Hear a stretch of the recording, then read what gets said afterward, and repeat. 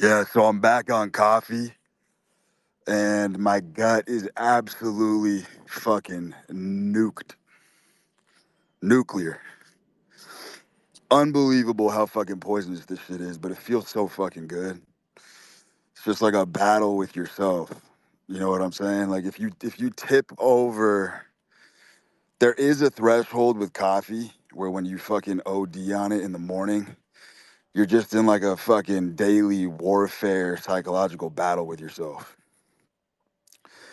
And if you remember some of my old school scripture and some of my emails. I used to have an email list a couple years ago. I said the first battle of the day has to be won between yourself. So what I'm doing is I got a lot of things cooking right now, and I'm actually releasing. And this is a super early bird special. But I am doing an intensive in-person 3-day weekend. It's going to be in late November, and it's going to be very intimate, and it's going to be in a very high end setting. I'm basically going to rent out a fucking temple with fucking candelabra. The ambience is going to be fucking sick, but basically, I'm going to take 20 people max, which is about all I care to handle. And we're going to have a 3-day straight weekend. I'm going to pry open cavities, and I'm going to be goring oxes. It's going to be a life changing event, and you're going to have to feel the verve. You're gonna have to the verve's gonna have to be palpable. And that's why I really wanna concretize a lot of my philosophy, and that's why I wanna take this shit to the real world. Because eventually you gotta get offline and you gotta actually concretize principles. And so I want you to feel the thunder cackle in the real world. It's gonna be very expensive, by the way. But if this is something that interests you, you can jump in my DMs right now. I'll feed you the details before it officially releases this week. I got a fucking nifty lander. I got a whole digital brochure that I'm going to be releasing. But if you want to jump in now, you know these spots are going to fill the fuck up fast. So, like I said, 20 heads max, 3-day event. We're going to do some groundbreaking work there. I do want to discuss, I want to kind of sweep you guys across a different plane this morning. I really want you guys to comprehend the notion that the realms that men are attracted to are realms of the feminine, realms of the abstract. That's why men truly do get their rocks off from psychological thrills, from adventure, from experiences, from power. The intangible realms, the feminine realms, is what draws men in. And I'm here to tell you that this is why, to a sub degree, men don't give a flying fuck about material things. Material things are what women are attracted to. Do you understand? A man doesn't give a fuck if he's sleeping on a fucking futon or sleeping on the high steps of a castle. We'll make it work. We'll make it work, but bling, trucks, fucking money that gets extruded into physical objects, shiny shit. That's what women are fucking attracted to. You know what I'm saying? So women love the physical properties. That's why women are drawn in to those realms. But men, we get our confidence, we build our foundation in the psychological. And there's no roller coaster, there's no sucker. Sucker, that's Succor. For those of you clever linguistic motherfuckers, sucker. There's no evacuation that can draw you away from the psychological building blocks and power blocks that make you a man. It's why I've always told you being a man is a state of being. It's a state of being. There is no action, and I want to emphasize this, there's no action that you can take as a man to be a man, if that makes sense. It ain't billions. It ain't millions. It ain't fucking trillions. There's no garment. There's no cape. There's nothing you can adorn your skin that can make you a fucking man. Do you understand? It's when you're laying in repose, the superposition of where you stand right now, what radiates and emanates from inside your fucking dome. That's what makes you a fucking man. And I had a tweet last week that I think deserves expansion. It was a heater. And it was about how men can take the most aggravated losses and salvage them for some of the biggest wins that they could possibly imagine in their life. And this is true on a scale especially if you're blazing your own trail. You know what I mean? And the reason why there's people in your life who will panic and freak out and flip out if you've made disastrous mistakes, because they're preaching to you from their place of discipline, not your own. It's been proven time and time again throughout the annals of history that the story ain't over until the fucking fat lady sings. So if you're caught in the muck and you've made disastrous mistakes on your version of a heroic mission, story ain't over yet. Story ain't over yet. What the fuck are you panicking for? Because when you go to a place that no man has ever been before, the avenues and opportunities are so bountiful. It's incomprehensible. It's inconceivable the way you can wrangle and lasso and transmogrify a loss into the biggest fucking win of your life. But here's the key. Here's the secret. You have to be monolithically obsessed with one thing. Because when desperate times do come at your doorstep, motherfuckers will tap out and they'll take an awful opportunity just to fucking get some pep in their step or get some food in their belly, whatever the fuck it is. And now you are completely off target. Whereas the motherfucker who's sticking to one thing and putting up shots and swinging wildly and missing and fucking things up and making hundreds of mistakes, when he rejects shitty opportunities in the midst of that, mired in that concentric circle, what he's really doing is he's pulling back on the drawstring of that bow. And when that bow string snaps, that serrated arrow, that piercing fire-tipped arrow is going through fucking walls. The impact is devastating. He's at the bottom of the slingshot.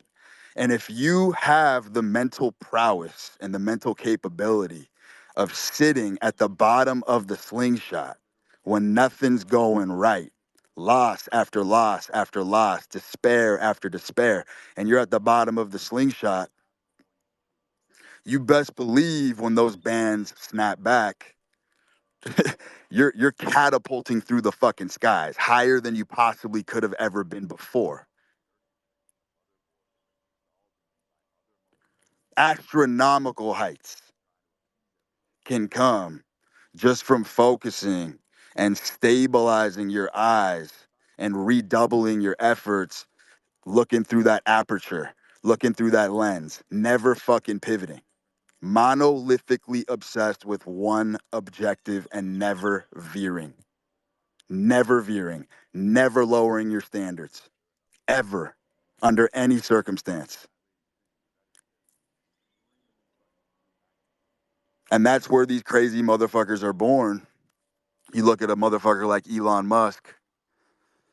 It's not even about the mission at times. That motherfucker just wants to feel alive, wants to feel the breath of death on his fucking neck, letting things pile up. Just letting fucking things pile up and letting the fire lick at your feet. And sometimes you have to sit there and let the fire somewhat engulf you so that you can recharge. And then once you're in it, you realize it ain't all that bad. But that's the hardest part for motherfuckers is motherfuckers really start to panic and then they take dog shit opportunities. They start banging mids. They start fucking just taking horrible opportunities across the board, and you never let the miracle happen. You didn't allow it to happen because you couldn't hold on. That's why, look, IQ is a very malleable force. Very, very malleable. It's pliable because there's things that get factored into IQ that are completely intangible, like persistence, like resiliency. I will venture to tell you, I don't believe for one fucking millisecond that it's IQ that took humans to the top of the food chain. I think it's resiliency. I think it's resiliency. The brain, the human mind is very likely the most indestructible entity known to this universe. There is nothing that you will observe in nature as indestructible and as elastic as the human brain. And a lot of times when you guys look at geniuses or brilliant works of art, what you're seeing is just the product of someone who was resilient enough to get through the hard times. Had nothing to do with intelligence. It's just a gritty, tenacious, pig-headed motherfucker that was too stubborn to back down. You know what I mean? I actually think genius to a large degree is a psyop. The mainstream culture shoves geniuses in your face and they make you tap out because most people when they see a commensurate work of art, they don't understand that the common folk, the average folk, can actually make addendums to the greatest works that have ever been completed.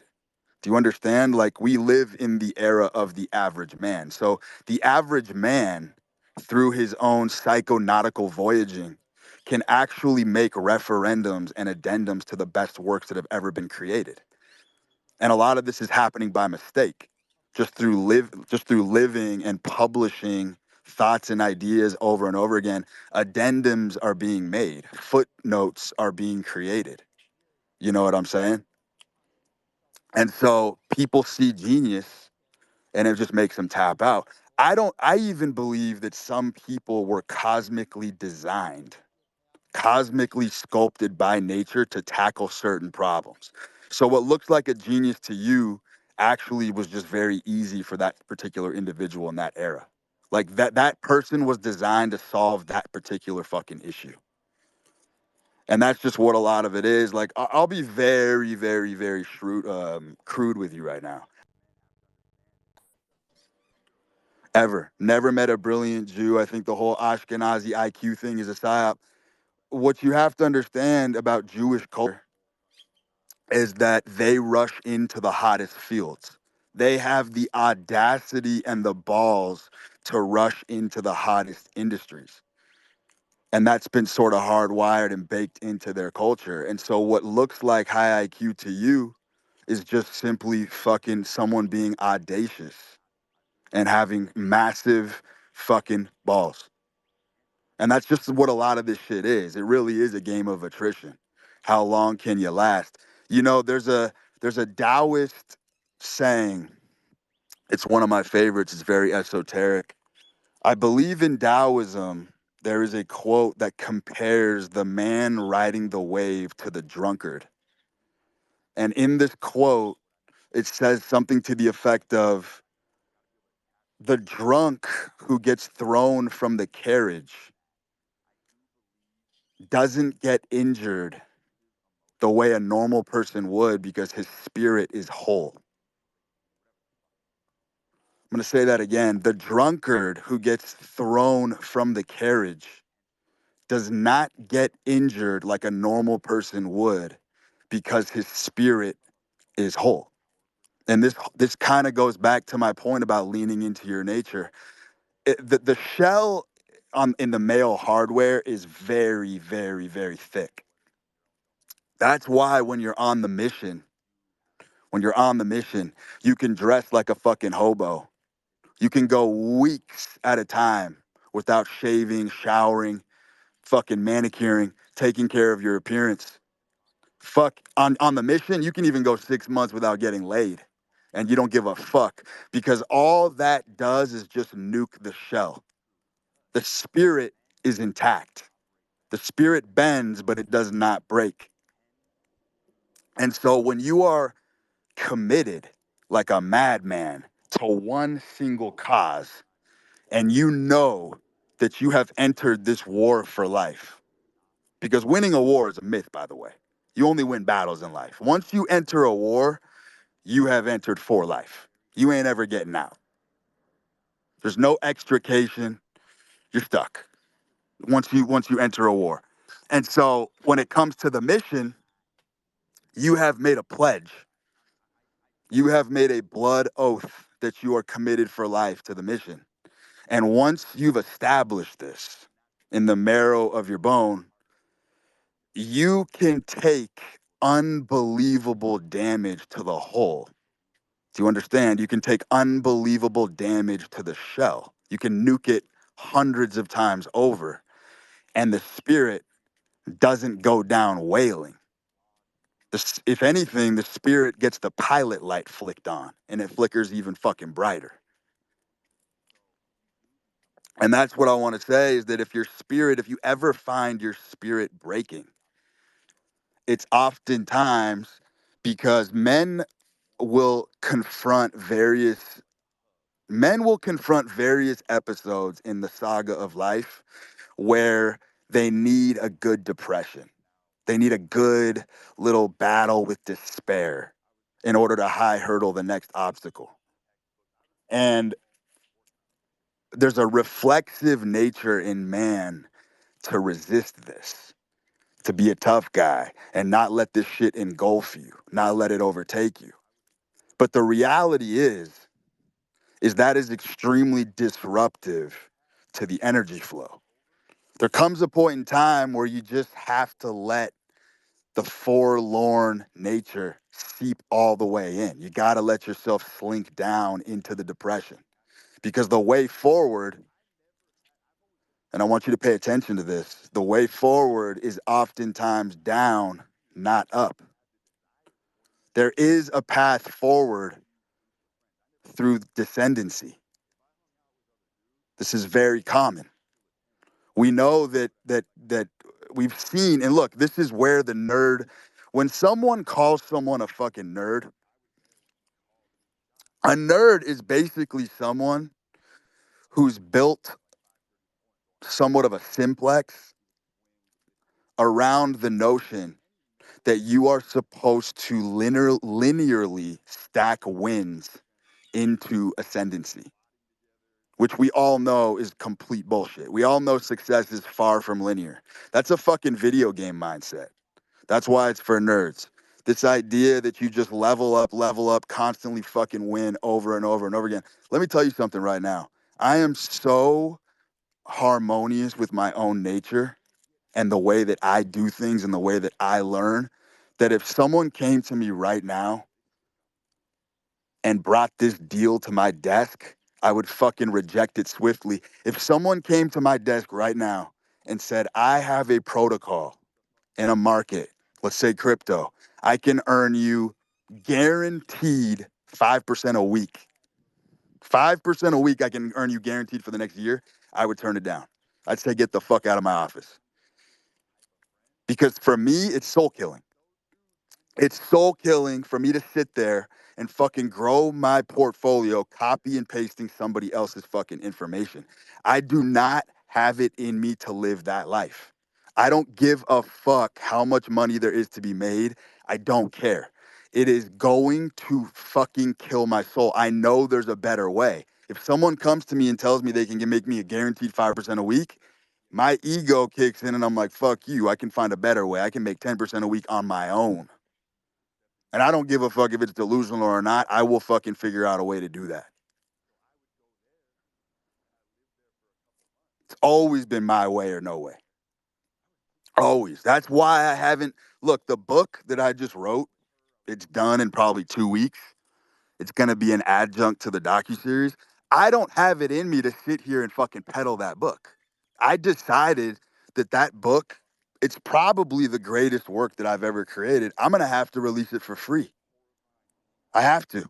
There's something in me that will not allow me to sell a fucking $50 or $100 ebook. It's just off brand. It just does not resonate with me. I cannot sit here. I don't give a fuck if it's a keepsake for my most loyal, hardcore base.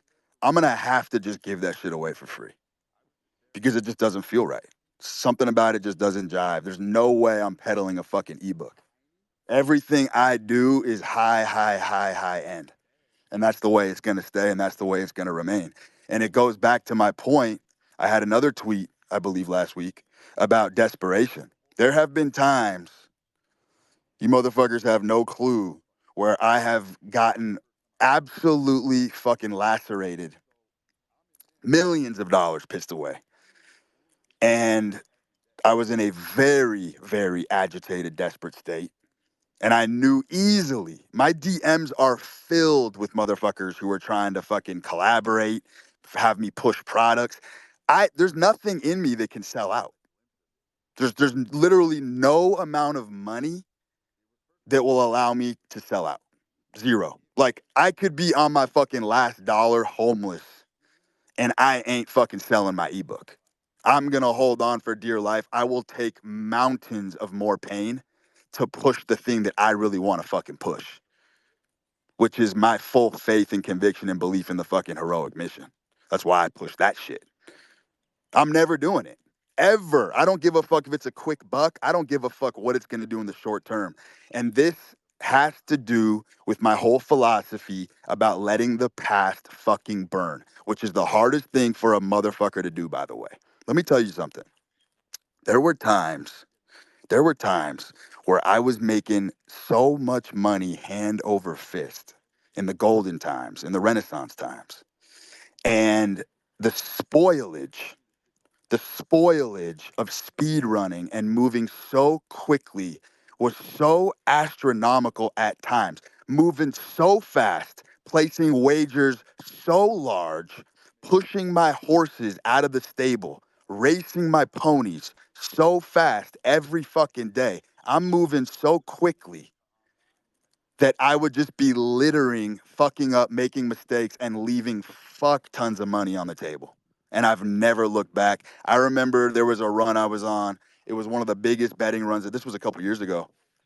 I was so impulsive shipping crypto around, moving money. I sent like $86,000 into the abyss. It was supposed to be an ERC20 token. I sent it on some fucking wrong network. Exchange sends me some email saying it's not supported. We'll email you when there's support for this particular token. I was like, dude, fuck you. I don't give a fuck about the 86. Burned it. Wallets full of cash. Burned it. Just fucking absolutely torching fucking money, just being reckless because of that abundant mentality. And then I would fall upon hard times and a motherfucker on my team would be like, hey, remember that money that we sent to that wallet? It's still there. I bet you we could fucking open a support ticket. I bet we could fucking put some pressure on them, try to get fucking, figure this out. I'm like, dog, that shit happened 6 months ago. I am on a whole different fucking wavelength. I don't care if that money can save my life. I do not have the mental bandwidth to go backwards. I can't fucking do it. There's nothing in me that will allow me to go try to collect anything that I've left on the table in the past. I remember there was a fucking account that I had that was not KYC'd overseas. And I won like $500,000 and they wouldn't pay me because I couldn't KYC the account. I just let it burn.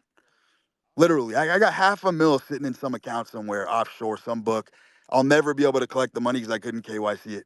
I've had tons of people fucking come to me and be like, yo, we could figure this out. The fuck are you talking about? Figure this out. I'm in a time stream that's moving forward. I don't give a fuck what's sitting there from fucking 9 months ago. It's a mental thing. It's a mental thing. I will not allow myself to go backwards because I know the pitfall of that. I know the pit that a man can work himself into when he's sitting on his fucking hands and knees waiting for past things to work the fuck out. It's nonsense. One of my favorite fucking scenes in the movie Top Gun, Tom Cruise loses his wingman. Goose gets killed in the movie. And he's standing, Tom Cruise later in the movie, he's standing in the bathroom and he's looking in the mirror and he's basically fucking tearing up and he's reflecting on the fact that his buddy just died. And Viper, the lieutenant, the headmaster of the elite flight school unit they're in, comes over and he fucking taps him on the shoulder and he's like, "You gotta let him go, kid. You gotta let him go." And it's so simple, but that message has always been so profound to me. You gotta let it go, kid. You gotta let it go. That's literally classic fucking parochial wisdom. Like, if you don't stop moving as a man, there's so many avenues and roads that you could be building that you miss out on. That's the fucking point.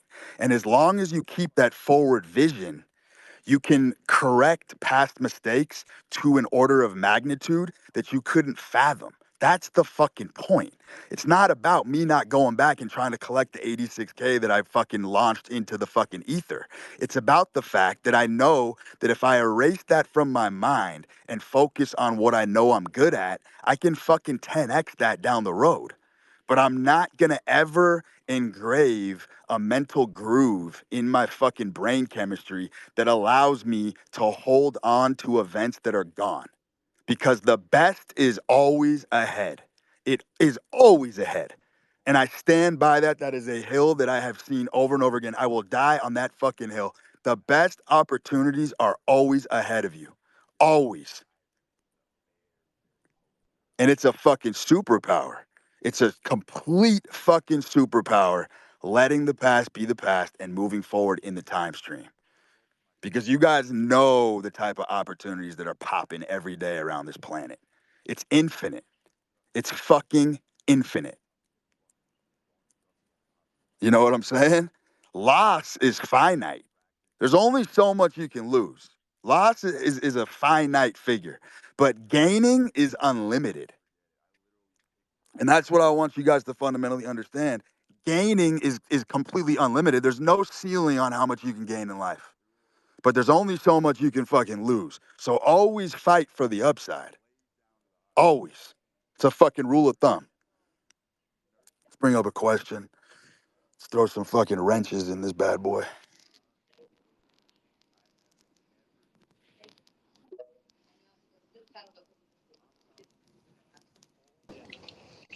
Howdy, Root. What's up, man?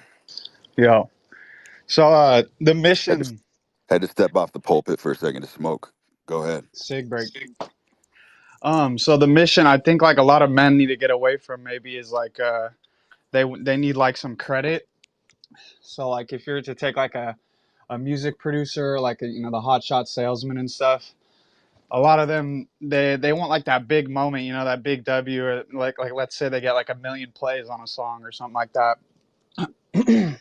But don't you think that like it's not fucking about that? It's like completely the opposite. Like even if you look at the greatest, like you only get that small moment, even if you were to hit that to celebrate, and it's going to be a very personal thing, to where you're not really um, like sharing that with the whole world, almost even to, like maybe you have one night with your woman or something, or your boys, and you celebrate. But like, um, yeah, I just want to get your thoughts on that, like how like it's kind of inhibiting to the process of the mission, how these men, they want some credit or something uh, in terms of their mission when they haven't even achieved anything yet. 100%. So I mean, it kind of exactly. So it's kind of circular logic here, but that is correct. So how it works is this: it's these experiences that men subject themselves to, they accumulate exponentially, kind of like a snowball.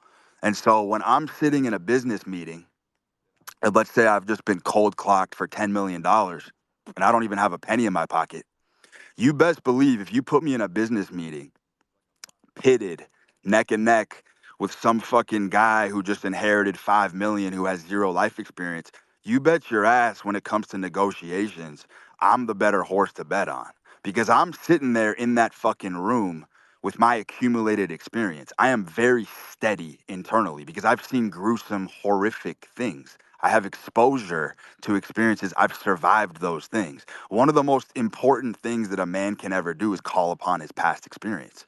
If you know you did something in the past, then you can do it again. That's the power of being a man. And so when someone has a newly lifted experience and they come into a massive sum of money without technically earning it, they're fucked. Because like I said in that tweet, it just makes you shinier. So the guy who goes for the smash hit, like you said, musically, he's just going to look fucking shinier. But internally, he doesn't really have that calibration of aura. Look, the body is magical, as I've always said. I trust the organism. It's funny how your body will calibrate to hit home runs and grand slams when it's your last chance, when you're down to your last penny. Like you cannot simulate a flight or fight response. There's really no emulation for this. It has to be a raw experience. That's why I've always said a man really doesn't transform until he has to, until he's down to his last pinch. Then the body and mind become one, like the Buddhists say. And the body will literally have you start smacking things out of the fucking park because you don't have a choice. You don't have a fucking choice. So the guy in the business meeting who's just got the fucking cavalcade of experience, he's the better horse. He's the better horse because he's sitting there. The indentations, the impressions of life have made themselves known on his skin. It's in his it's in the egg whites of his pupils. It's in his eyeballs. You know what I mean? Like you know it when you see it. Stupidity is very rare. Stupidity is actually rarer than you guys think. Crowds know what's going on. Crowds know what's up. You know what I mean? There's wisdom in a crowd. So if you take a crowd of stupid people, they might not be able to articulate what they see, but viscerally, they know truth from non-truth. And that's what I'm telling you. That's why as a man, your aura is the inescapable, ineffable thing that you should be in search of. Because it's the fountainhead. You know what I'm saying? Ayn Rand, she said the fountainhead was the male ego. No, no, no, no. It's the aura. It's the fucking aura. And there ain't no life hack for aura except exposure to gruesome events. That's it. It's the name of the game. Damn straight. Yeah, you got to be tough.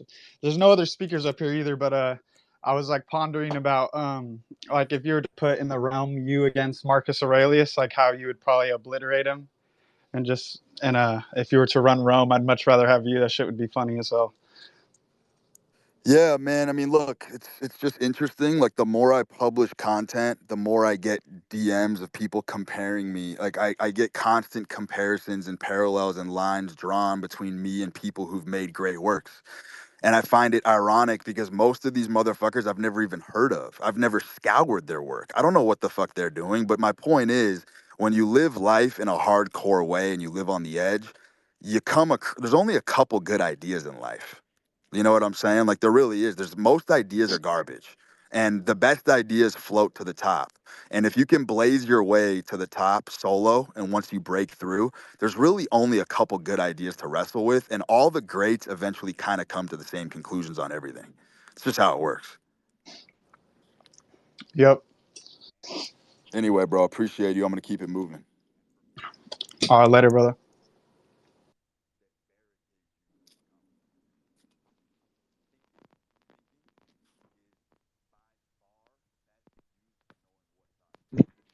Yo, Jalen.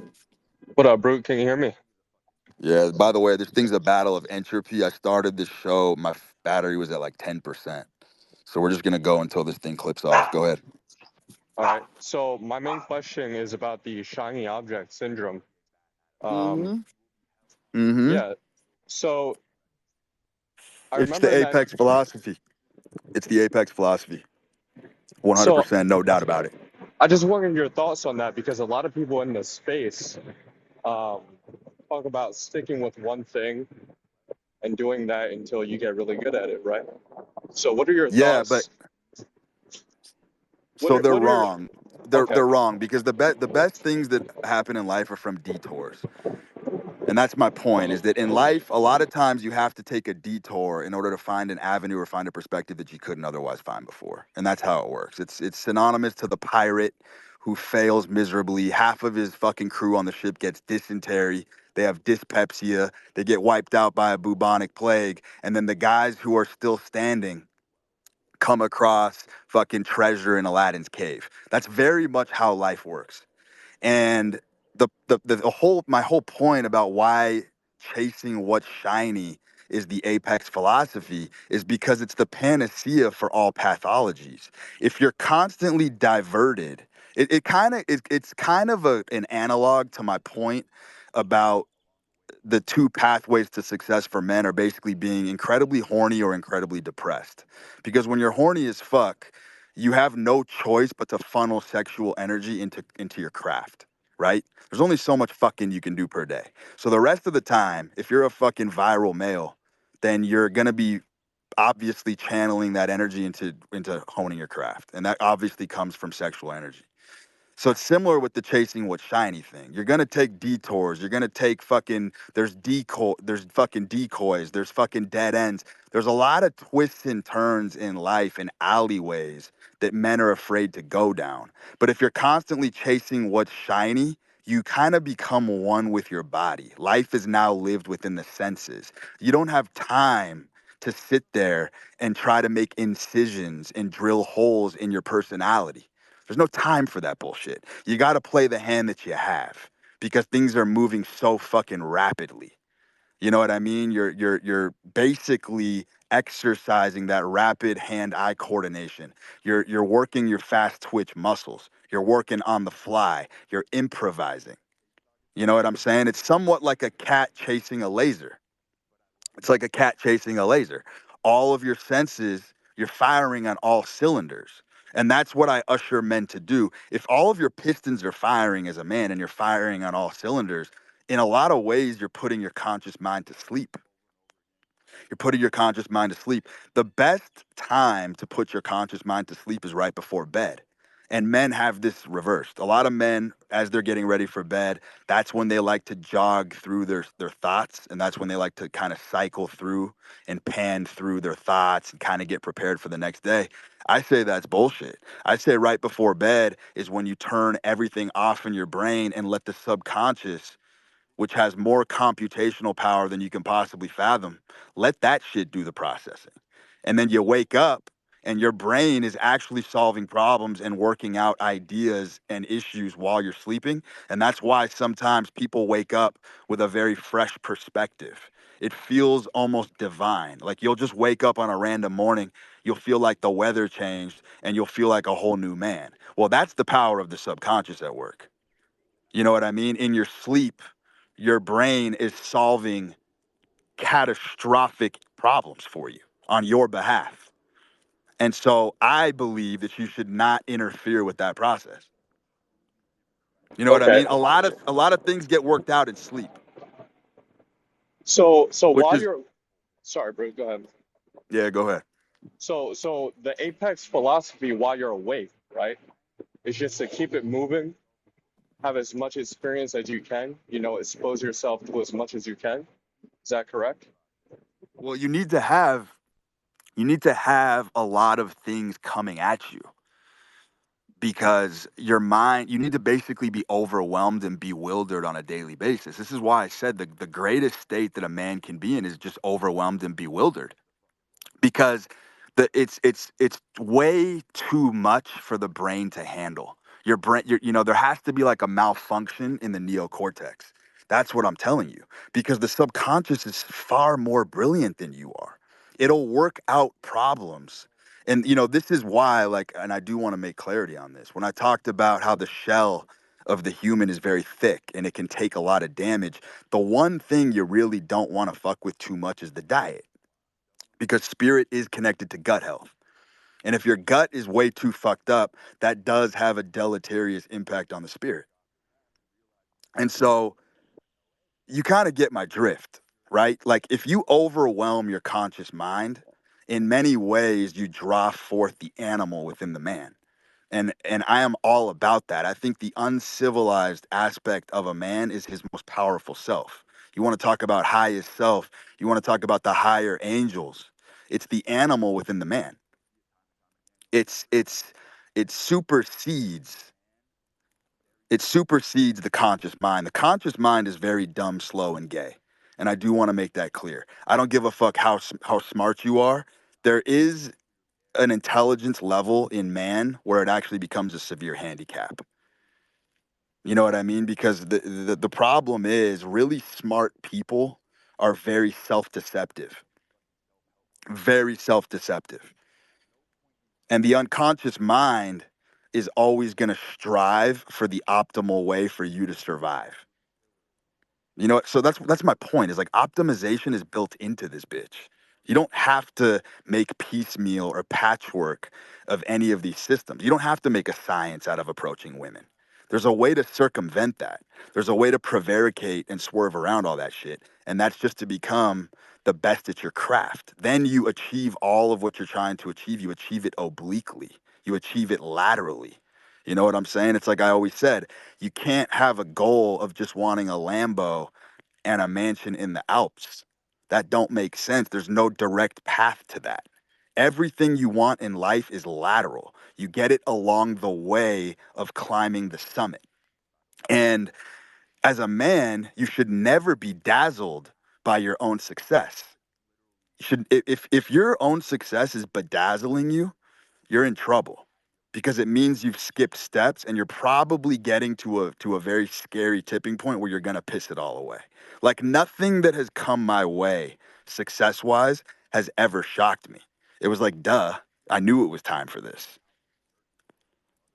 That makes a lot of sense, bro. Thank you. You got it. Bang bang.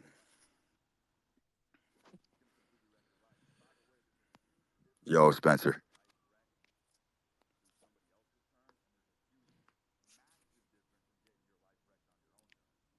Spencer, you're up.